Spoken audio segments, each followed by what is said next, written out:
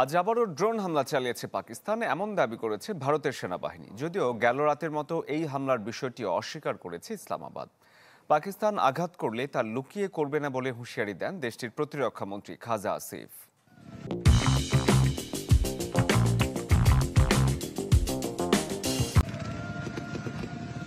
ঘোষণা দিয়ে হামলা না চালালেও ভারত পাকিস্তানের বর্তমান সংঘাত রূপ নিয়েছে অঘোষিত যুদ্ধে।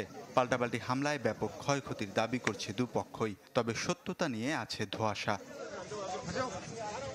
বৃহস্পতিবার রাতে মিসাইল হামলার পর শুক্রবার সকালে আবারও ড্রোন হামলা চালিয়েছে পাকিস্তান, এমন দাবি করেছে ভারতের সেনাবাহিনী। জানানো হয় দেশটির পশ্চিম সীমান্তে চালানো হয় এই হামলা। সামাজিক যোগাযোগ মাধ্যম এক্স পোস্টে ড্রোন হামলা প্রতিহতের দাবি করেছে দিল্লি। তবে সীমান্তে এমন হামলার বিষয়ে অস্বীকার করেছে পাকিস্তান। ইসলামাবাদ আঘাত করলেও তা লুকিয়ে করবে না বলে হুঁশিয়ারি দেন দেশটির প্রতিরক্ষামন্ত্রী খাজা আসিফ। ভারতের আচরণে এখন সংযম রাখা কঠিন হয়ে পড়েছে, তবে আমরা হামলা চালালে সেটা বেসামরিক জনগোষ্ঠীকে লক্ষ্য করে করা হবে না। আমাদের টার্গেট থাকবে তাদের সামরিক স্থাপনা।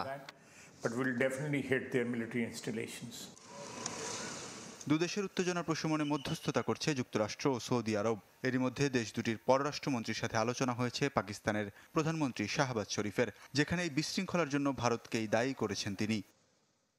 পাল্টাপাল্টি হামলার মধ্যে পাকিস্তানে গেল 24 ঘন্টায় বাতিল হয়েছে প্রায় 150 ফ্লাইট।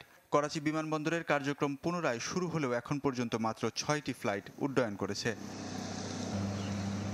উত্তেজনাকর পরিস্থিতিতে পাকিস্তানকে $700 কোটি ঋণ সহায়তার বিষয়ে শুক্রবার আবারও আলোচনায় বসবে IMF। তবে ইসলামাবাদকে এই ঋণ দেওয়ার বিষয়ে সংস্থাটিকে পুনর্বিবেচনার অনুরোধ করবে বলে জানায় ভারতের পররাষ্ট্র সচিব বিক্রম মিশ্রি।